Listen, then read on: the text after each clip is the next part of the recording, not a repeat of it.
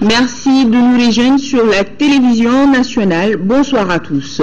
Le président de la République poursuit sa visite de 72 heures en Guinée-Conakry.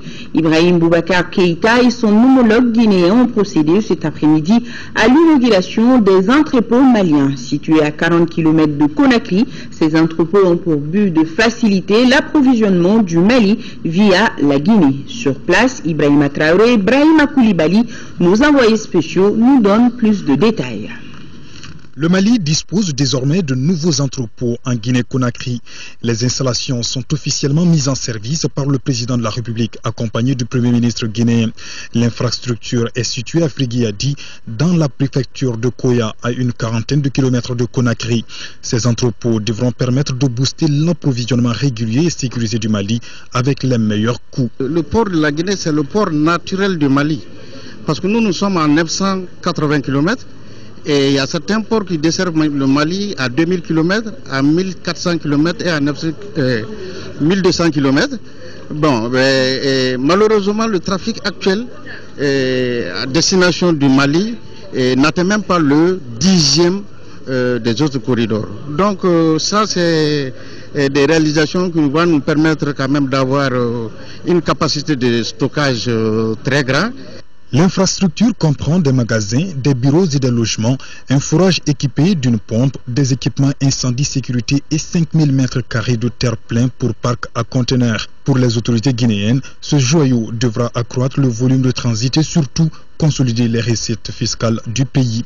La Guinée et le Mali sont deux pays frères et amis qui sont longtemps liés par l'histoire, par la géographie, par la culture. Et il faudrait ajouter nos dimensions à ces liens séculaires. C'est la dimension économique. Or, en matière économique, le commerce est la première porte d'entrée. Donc cet entrepôt va améliorer cet état de fait.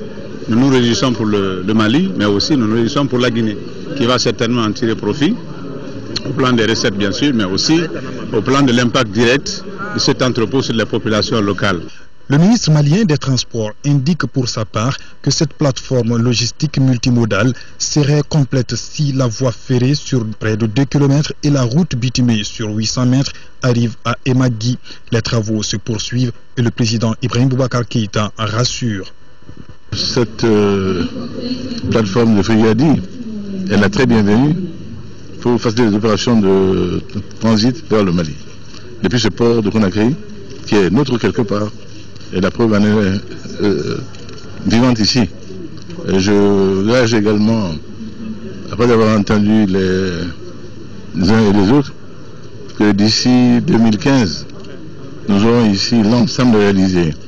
Et puisque on me l'a dit et promis, Inch'Allah, je serai de retour ici pour en faire le constat avec le président Alpha Condé et mon frère Mohamed Saïd, Inch'Allah. Outre les autorités administratives et politiques de la localité, un beau monde était aussi présent pour saluer l'inauguration de ces entrepôts maliens, mais aussi et surtout la coopération entre le Mali et la Guinée. Voilà le président de la République qui était plutôt accompagné du Premier ministre guinéen pour cette inauguration. Et toujours en Guinée-Conakry, le chef de l'État accompagné de son épouse a rencontré la forte communauté malienne vivant sur le sol guinéen. La paix, la cohésion, la lutte contre la corruption et l'impunité ont été les principaux sujets abordés. Des Sissoko et Dembawan ont suivi la rencontre. Les Maliens de Guinée ont exprimé leur fierté d'appartenir à une grande nation qui a retrouvé sa place sur l'échiquier international. Les progrès significatifs enregistrés par le Mali dans la résolution de la crise avec le retour à l'ordre constitutionnel, le retour de l'administration et des réfugiés dans les régions du Nord, entre autres, ont été salués par les Maliens de Guinée. Nous savons, Monsieur le Président de la République, que vous avez entrepris les grands chantiers, dont je vais citer quelques-uns. La lutte contre la corruption, l'impunité et le grand problème, la crise du Nord. Nous vous soutenons dans cette lutte. C'était aussi l'occasion de saluer la coopération entre le Mali et la Guinée. Une coopération que le président de la République, Ibrahim Boubacar Keïta, jugera d'historique et de fraternelle. Entre la Guinée et le Mali, il peut y avoir l'ombre d'un nuage. Ces relations, nous l'avons hérité en vérité Je pense que quand on parle de l'Afrique de l'Ouest, quand on parle du Mali et de l'Ouest africain précolonial, ces deux pays étaient confondus. C'est donc aujourd'hui juste autour des choses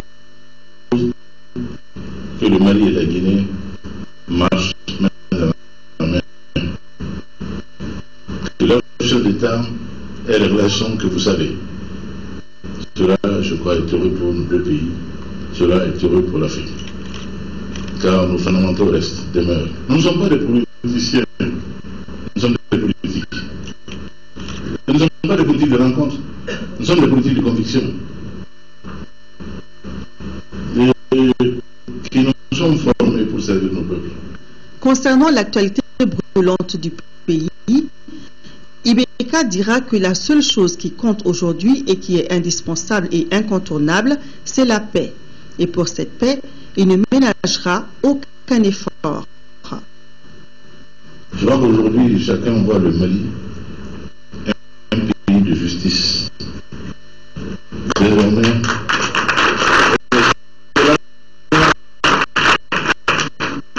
cela est avéré. On voit aujourd'hui le Mali avec le souci aujourd'hui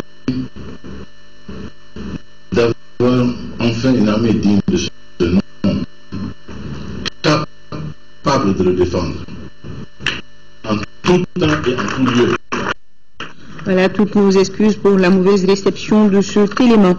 Et à signaler aussi les épouses des présidents maliens et guinéens, Keita Aminata Maïga et Adja Kondé Djene Kaba, ont visité le centre médico-communal Bernard Kouchner de Guinée. Le dit centre nouvellement inauguré prend en charge la santé de la femme et de l'enfant. On retrouve nos envoyés spéciaux d'Ississoko et d'Embawan au cours de cette édition. Retournons à Bamako, direction l'Assemblée nationale où son président a reçu en audience le député français membre de la commission de la défense nationale. Entre Isiaka Sidibé et Yves Romian, il a été surtout question de la sécurisation totale du pays et de la lutte contre les terroristes. Le reportage de Youssouf Diakité. Ils étaient tous représentés ici, députés de l'opposition et de la mouvance présidentielle française. En rencontrant le président de l'Assemblée nationale, les députés français avaient un seul message: réitérer l'accompagnement de la France au peuple malien. Au centre des échanges, la problématique de la sécurisation totale du pays. Nous avons parlé globalement de problèmes de sécurité. Nous avons réaffirmé l'engagement des troupes françaises aux côtés des troupes maliennes, aux côtés des forces européennes, de la MINUSMA, et nous sommes venus dire que la France était ici pour aider au retour de la paix civile sur ce territoire. Il y a entre la France et le Mali des liens historiques et nous avons été invités à venir à un moment difficile dans l'histoire du Mali. Nous répondons à une demande qui nous a été faite, tout ça naturellement sous le contrôle d'une résolution de l'ONU. Nous sommes là dans ce contexte-là et nous sommes ici pour affirmer que nous aiderons le Mali aussi longtemps qu'il le faudra. Nous avons échangé sur les conditions de réussite de l'opération Serval. Nous avons échangé également sur le dialogue entre Maliens, parce que la France soutient le Mali et en même temps nous souhaitons que le dialogue entre les citoyens du Mali puisse progresser. Donc c'est ça le sens de notre échange. Puis pour le reste, avec mon collègue, nous irons ces prochaines heures, ces prochains jours, rencontrer les forces militaires françaises, à la fois pour les soutenir et en même temps pour vérifier que leurs conditions d'exercice sont dignes. Vous n'avez pas parlé de Kidal ? Je crois avoir répondu à la question. Tous conviennent qu'aucun développement n'est possible sans la sécurisation définitive du pays. L'UNESCO au chevet du Mali dans le cadre de la restauration et la sauvegarde des manuscrits de Tombouctou. Une convention vient d'être signée ce matin à cet effet. Elle porte sur une enveloppe de plus de 113 millions de francs CFA investis dans le projet d'urgence d'appui à la restauration des manuscrits de Tombouctou. La signature s'est faite entre le représentant résident de l'UNESCO au Mali et le ministre de l'Enseignement supérieur et de la Recherche scientifique. Compte rendu Nando Dameli. Par cette convention, l'UNESCO met à la disposition du Mali une enveloppe de 113 50 000 francs CFA. Une enveloppe qui entre dans le cadre de la mise en œuvre du projet d'urgence d'appui à la sauvegarde des manuscrits de Tombouctou. Je suis très heureux de vous annoncer que dans le cadre de cette action, effectivement, le gouvernement de la Norvège nous appuie notamment dans nos efforts communs pour la sauvegarde de ces manuscrits. Le patrimoine culturel malien, notamment les manuscrits de Tombouctou, a été durement entamé par les événements que le pays vient de vivre. C'est pourquoi les plus hautes autorités ont sollicité le concours de tous les partenaires pour le retour, la sécurisation, la restauration et la sauvegarde de ce patrimoine national, mais aussi mondial. C'est dans cet esprit qu'intervient l'UNESCO à travers le Royaume de Norvège. C'est une très grande importance que revêt cette cérémonie de la manifestation du soutien renouvelé de l'UNESCO au patrimoine culturel malien, au patrimoine culturel de Tombouctou, à nos manuscrits qui sont d'une richesse absolument fantastique et qui, dans les conditions actuelles, ont été même déménagés pour celles qui n'ont pas été détruites. Et heureusement, le grand maximum n'a pas été détruit. On a été obligé de délocaliser sur Bamako un certain nombre de manuscrits pour les protéger.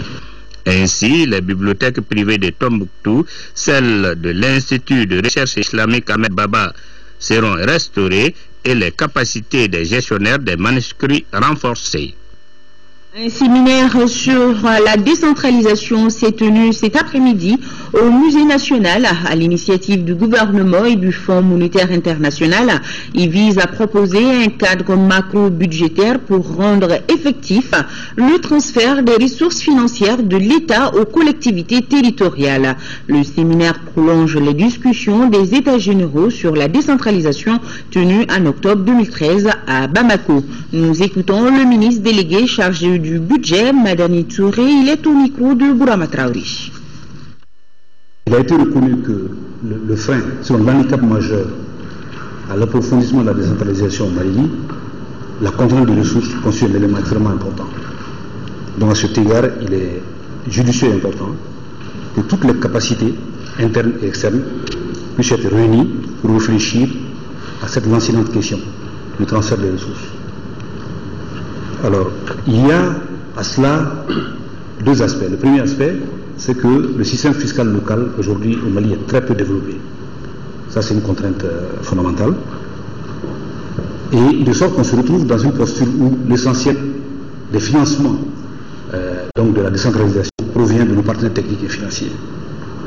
C'est au regard de ces considérations que nous avons saisi d'une requête nos partenaires techniques et financiers, en tête desquels le Fonds monétaire international, pour nous aider à bien réfléchir à la façon dont nous allons prendre en charge la question du financement conséquent et important de la décentralisation sans que cela se traduise par un désajustement de notre cadre macro-fiscal. Et c'est en réponse à cette requête que le FMI, dans un premier temps, nous a donc mobilisé un expert qui est venu faire une étude d'éclairage sur le processus de décentralisation au Mali et qui a pu identifier les types de ressources aujourd'hui dont l'État dispose pour pouvoir appuyer la mise en œuvre des politiques au niveau local. Et la société IDM SA porte à la connaissance de sa fidèle clientèle que des pannes sont survenues sur les grosses liaisons de transit de l'électricité entre les centrales de production et les zones de consommation. Cela a provoqué depuis hier de longues coupures dans la fourniture de l'électricité dans nombre de quartiers. Cette situation ne résulte pas d'un déficit de production entraînant des délestages. Les équipes d'IDM SA sont à pied d'œuvre pour pour rétablir la situation dans les meilleurs délais. Autre grand titre de ce journal, les journées de partenariat tunisio-malien ont débuté ce matin à Bamako. Durant 3 jours, les hommes d'affaires maliens et tunisiens vont échanger sur les différents secteurs d'activité qui contribuent au développement de nos deux pays. Ce partenariat est initié par le Centre de promotion des exportations de la Tunisie. On en sait plus avec Rachel Tessougui. Le partenariat tunisico-malien concerne plusieurs secteurs d'activité. On peut citer entre autres la santé, l'éducation, les études architecturales, le commerce international, la télécommunication. De plus en plus, et à la demande de nos opérateurs et des entreprises tunisiennes, nous nous orientons de plus en plus vers nos frères africains parce qu'il y a une vraie complicité, il y a des besoins qui sont identifiés dans les mêmes conditions, le besoin de développement urbain, le besoin d'assainissement, le besoin de protection de l'environnement. On a eu l'occasion et on a développé des expertises et les compétences pour les gérer sur les 50 dernières années. Aujourd'hui, nous estimons que nous pouvons ensemble, dans ces domaines, développer un partenariat gagnant-gagnant, utile à tout le monde. Le gouvernement du Mali rassure les hommes d'affaires tunisiens qu'ils bénéficieront des opportunités d'investissement offertes par notre pays, à travers notamment le Code des investissements, le Code des impôts et celui des douanes. Un accent particulier est mis notamment sur la poursuite et l'intensification des réformes du cadre des affaires, le renforcement du dialogue et du partenariat public-privé, la mise en œuvre de la loi d'orientation du secteur privé. Le Centre de promotion des exportations de la Tunisie existe depuis plus de 40 ans. Il a pour mission de renforcer le réseau des échanges commerciaux et optimiser l'exploitation des accords de libre-échange conclus entre la Tunisie et plus de 130 pays. Réunion sur le plan d'opération 2015 du Haut Commissariat des Nations Unies pour les réfugiés. Une rencontre qui va se baser sur les priorités du HCR, sa vision de production et le plan pour le Mali. Compte rendu Isaac Tchelou. Discuter du plan d'opération 2015 de l'UNHCR, Haut Commissariat des Nations Unies pour les réfugiés, voilà pourquoi cette organisation et ses partenaires se concertent. Ce plan sera axé sur le retour des réfugiés du Mali et le retour des réfugiés africains vivant au Mali.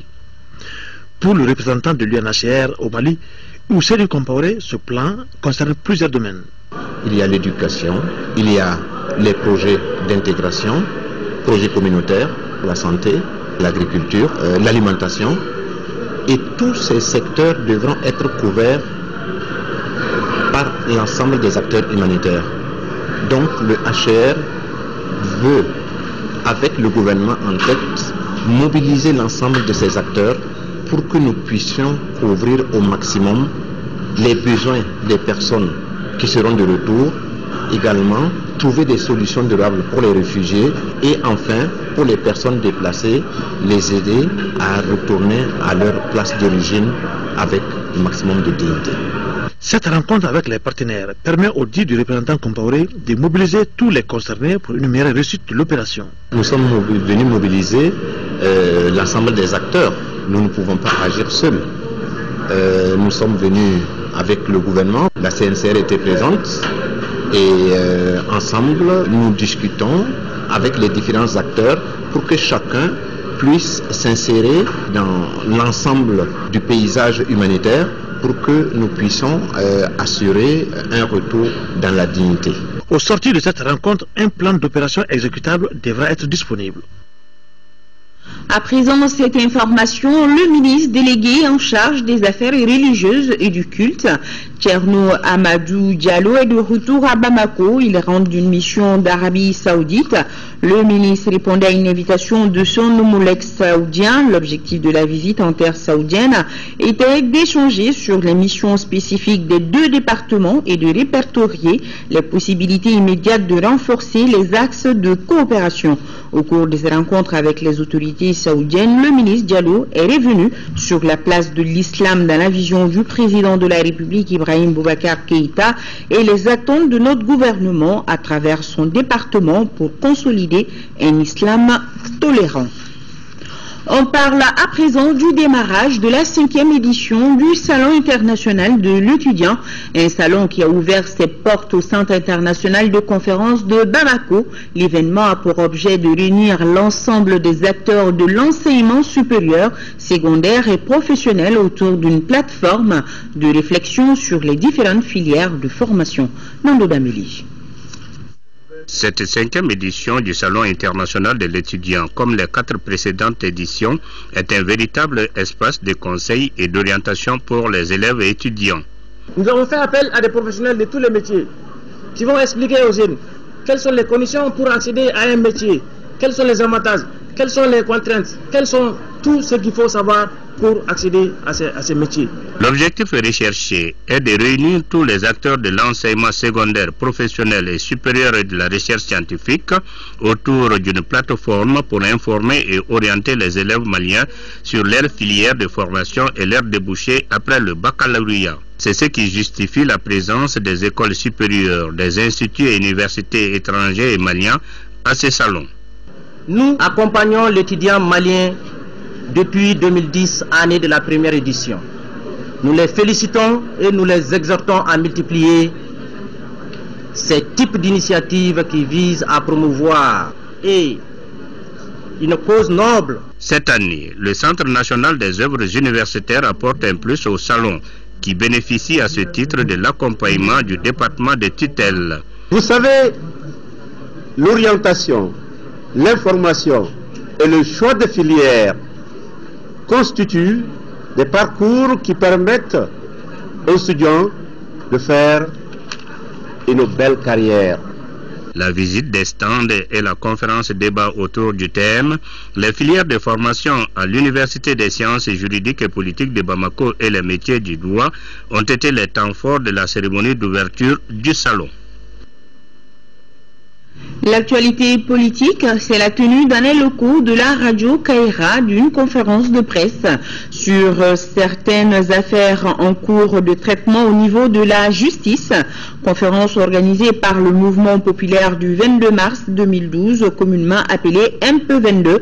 Le mouvement dit ne pas être contre les arrestations opérées actuellement au Mali. Cependant, il demande que justice soit faite.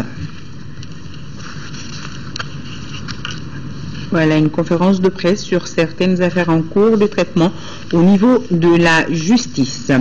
Sur un tout autre registre, partons à Bougouni où les 3e journées annuelles de l'Anacarde se sont tenues. Une question au centre de la rencontre, comment créer la richesse et garantir la souveraineté alimentaire dans la région de Sikasso à travers la capacité de transformation locale de l'Anacarde. Quelques éléments de réponse avec nos envoyés spéciaux Mamourou Sidibé et Karunga Konati. Les producteurs de pommes de cajou des cercles de Bougouni, Yanfoulé et Kolondjeba vont au cours de cette journée échanger sur les activités du projet de commercialisation et de transformation de l'anacarde dans la région de Sikasso-Sitars. Ils vont également réfléchir à comment faire de la filière commerciale agricole une haute valeur ajoutée. Ce projet s'inscrit en droite ligne dans l'atteinte des objectifs que le gouvernement de la République du Mali s'est assigné. La satisfaction de l'autosuffisance alimentaire, faire de l'agriculture le moteur de développement et donc à travers les productions agricoles. La filière, selon les spécialistes, a une excellente capacité de résilience climatique. Cette filière a un marché international consolidé. Demandeur de mois et avec des perspectives prometteuses. Permet aux agriculteurs de combler les cycles agricoles annuels dans des mois de concentration. Des bons résultats enregistrés par les producteurs incitent les initiateurs du projet à la structuration de la filière de l'anacarde au Mali. Produire l'anacarde sous le label malien. Ça, c'est l'ambition pour le projet. Développer la filière et créer un label Made in Mali. Cette initiative atteindra difficilement son objectif sans l'implication de tous les Maliens. Produire, c'est pas grave, mais la transformation, il faut mettre l'accent. Pour bien commercialiser, il faut les emballages. Aujourd'hui, on a mal des problèmes sur l'emballage. Donc je pense que la solution, c'est pas lié au gouvernement seulement, c'est autour de tous les Maliens. Un grand pas a été franchi avec la capacité de transformation de la pomme et de la noix de cajou. La filière génère beaucoup d'emplois et l'unité de Dusujana en est une parfaite illustration. Cette unité a une capacité de 200 tonnes de cajou, tandis que le secteur produit 900 tonnes par an. L'association Euro-African Partnership vole au secours des écoles de la commune urbaine de Mopti, ceci à travers la remise de matériel scolaire. Mamar Ibrahim Touré nous en dit plus. Cette cérémonie traduit la reconnaissance des autorités communales de Mopti à l'endroit de l'association Euro-African Partnership qui a bien voulu venir en aide à la ville de Mopti en leur offrant du matériel scolaire pour atténuer les souffrances des élèves et leurs parents, la crise du Nord ayant entraîné l'afflux massif des élèves déplacés et une augmentation des effectifs. C'est dans ce concept que l'association a bien voulu exprimer sa solidarité envers notre école à travers le don de matériel scolaire qui comprend entre autres 400 tables-bancs, des livres de français et de mathématiques pour les élèves du cycle 1, des livres d'anglais et de mathématiques pour les élèves du cycle 2. Ce geste honore l'ensemble de la population de la ville de Mopti. Ce matin est un moment historique pour nous, car toutes les écoles de la commune s'apprêtent à vivre cette étape. Exceptionnellement, les matériels que nous venons de recevoir de la part de l'association Euro-Africa Partenaires Interchief sont venus à point nommé. La requête du maire de la commune urbaine de Mopti a une réponse pour trois raisons principales. Les devoirs de solidarité, les relations d'amitié et de partenariat, parce que ce qui est arrivé au Mali avec la crise a une grande importance pour l'Italie et l'Europe. Avant tout, parce que c'est un projet envers les jeunes, l'école, l'éducation, qui représente les vrais espoirs pour un futur pour nous tous. Et surtout, c'est un projet qui permettra aussi à vous que nous, de se donner la main, d'être plus proches, de les déconnaître. Et je vous assure que nous en avions un grand besoin. Les tables-bancs et les livres scolaires seront mis à la disposition des élèves. À Gao, l'ONG Right to Play vient de boucler un projet d'urgence de 6 mois. Ce projet visait à promouvoir la paix et la cohésion sociale entre les différentes communautés à travers le sport et le jeu. La correspondance de Boubacar Bablitour. Prendre en charge les difficultés psychosociales et instaurer davantage la paix et la cohésion sociale par le biais de la pratique sportive sont les objectifs visés par Right to Play avec cette activité. Elle a concerné deux disciplines, à savoir le football et le frisbee. Right to Play utilise des outils pédagogiques et intégrateurs pour apporter un appui psychosocial permettant aux enfants et aux jeunes de recouvrir la joie, de l'amitié, de la collaboration et de la confiance en soi. Il peut également développer des compétences chez les enfants et les jeunes, telles que l'esprit d'équipe, la compétence, la collaboration, la communication et la résolution des conflits. La première rencontre sans enjeu a opté l'équipe des fonctionnaires à celle des humanitaires. Elle est soldée par le score de 3-1 en faveur des humanitaires habillés en blanc. La seconde rencontre a opposé l'équipe des mamans à celle des filles qui s'est achevée par un nul vierge. En plus de ces différentes rencontres, le public a eu droit à un match de frisbee. Au finish, c'est la paix qui a triomphé. Soutenu par l'UNICEF et mis en œuvre par l'ONG Right to Play Mali, ce projet humanitaire d'urgence s'inscrit dans le cadre de la réconciliation, du renforcement de la cohésion sociale et le développement de la paix à travers le sport et le jeu.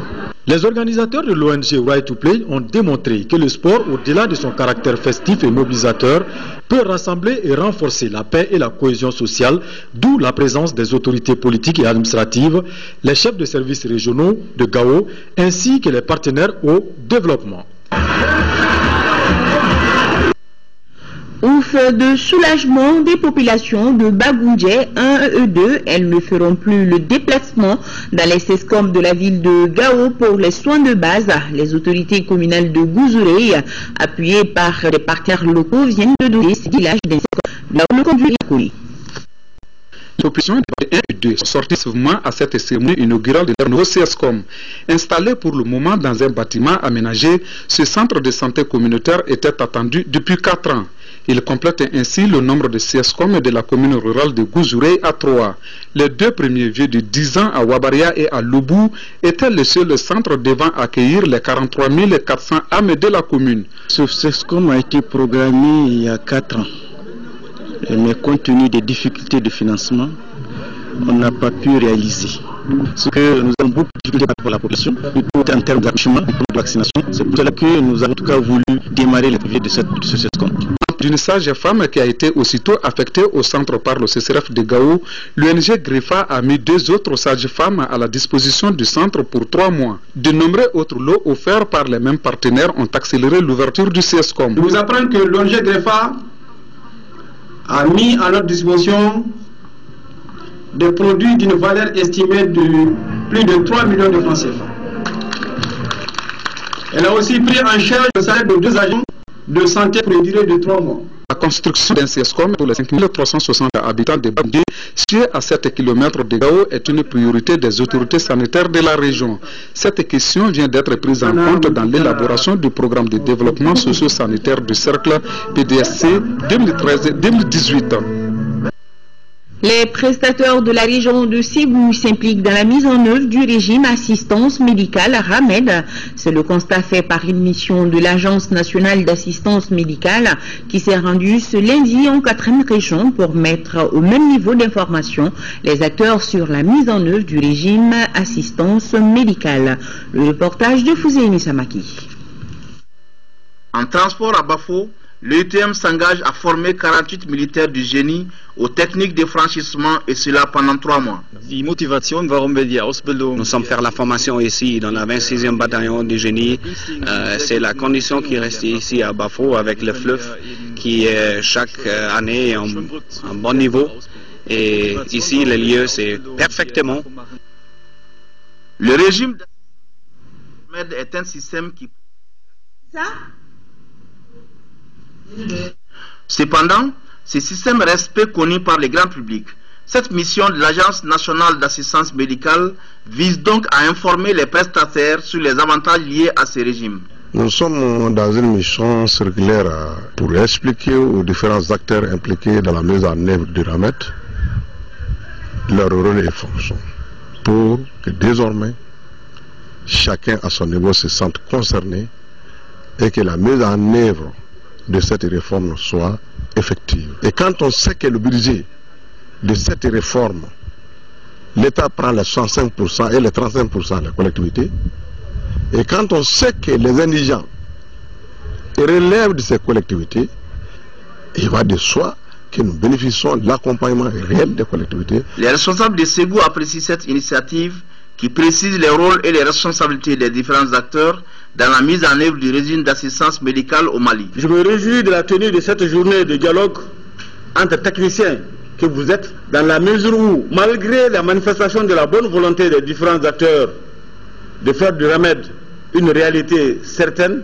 difficultés de compréhension persistent pour combler le déficit d'information qui constitue aujourd'hui le principal verrou à sauter pour que le RAMED prenne enfin son envol. La rencontre de Ségou a regroupé les différents acteurs de la santé, les bénéficiaires et les autorités de la 4e région.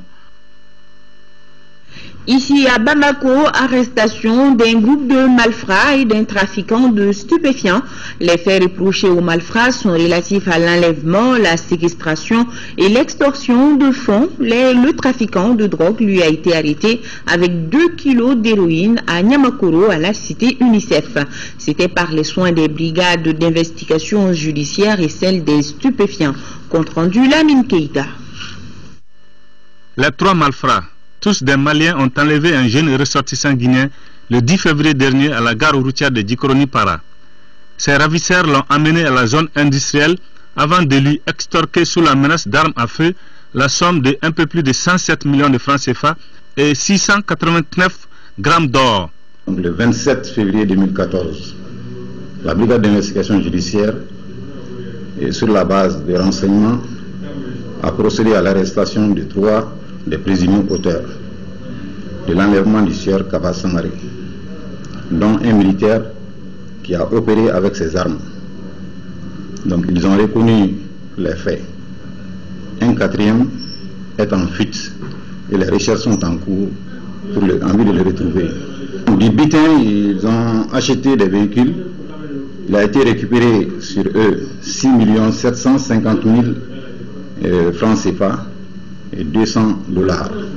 La seconde affaire est relative à l'arrestation d'un étranger en possession de 2 kg d'héroïne au cours de la nuit du 8 au 9 mars 2014 à la cité UNICEF de Niamakuru. Dans le cadre de l'exploitation des renseignements que nous avons reçus, nous avons fait procéder à la mise en place de 2 planques sur la rive droite du fleuve de Bamako. Et c'est ainsi que vers 21h, l'une de nos 2 équipes de planques a procédé à l'interpellation et à la conduite d'un individu qui transportait un colis suspect. Et au cours de son interrogatoire, il a déclaré que le produit est de l'héroïne. C'est ainsi qu'arrivé au bureau, on a procédé au test d'identification narcotique, ce qui a permis de confirmer exactement que ce produit était bien de l'héroïne.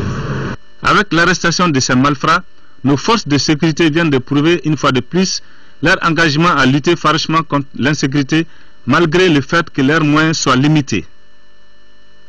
Sport Football, fin dimanche du Festival de football des jeunes. Cette deuxième édition a vu la participation de 64 équipes de jeunes, dont 16 issues des centres de football du pays. En finale, la Real a battu 1-0 les COB, compte rendu Siragatou Sissé. Après une première édition reçue l'année dernière, le Festival de football des jeunes réservé aux cadets revient en force et en couleur. Initié par l'ancien international Aigle Ibrahim Abakoni, ce festival a pour objet de relancer et redynamiser le football à la base. L'objectif visé, c'est de mettre en valeur nos propres ressources. Nous avons des jeunes talents et c'est notre façon de combler aux insuffisances de notre football. Nous sommes passés par plusieurs chemins et nous voudrons que les générations futures puissent bénéficier des meilleurs jeux que nous avons vécus. 64 équipes ont compéti au départ et au finish 16 issues des centres de l'intérieur et du district de Bamako pour le bouquet final. Tout commence par le défilé des 16 équipes qualifiées au terme des préliminaires. Ensuite, on a eu droit au double coup d'envoi symbolique sous le regard attentif et émouvant des footballeurs en devenir et d'un observateur considéré comme l'idole des enfants. Je salue son initiative parce que je trouve que c'est très bien d'impliquer les jeunes et d'encourager et de promouvoir le football malien à travers la jeunesse. Ce tournoi se joue sur un terrain réduit de 9 joueurs par équipe. La finale met aux prises les cadets du COB et ceux de l'ASRL ici en blanc. Les 2 fois 25 minutes ont été un vrai régal. Les jeunes scorpions plus mordants s'imposent 0 grâce à un penalty de Amara Soum à 51e minute. Véritable espace d'expression des jeux talentueux, le festival a été d'un bon niveau technique dans l'ensemble. J'encourage les jeunes à prendre ça au sérieux pour que nous puissions avoir des talents comme Abba, des talents comme Frédéric Kanouté pour prendre la relève.